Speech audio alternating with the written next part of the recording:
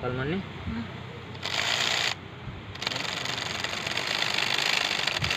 ನೋಡಕ್ಕ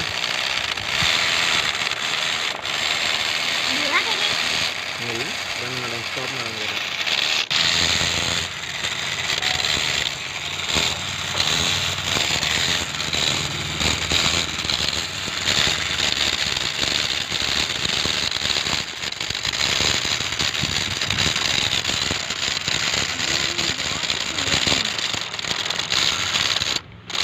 ಯಾರು ಕಾಣಿಸೋದಿಲ್ಲ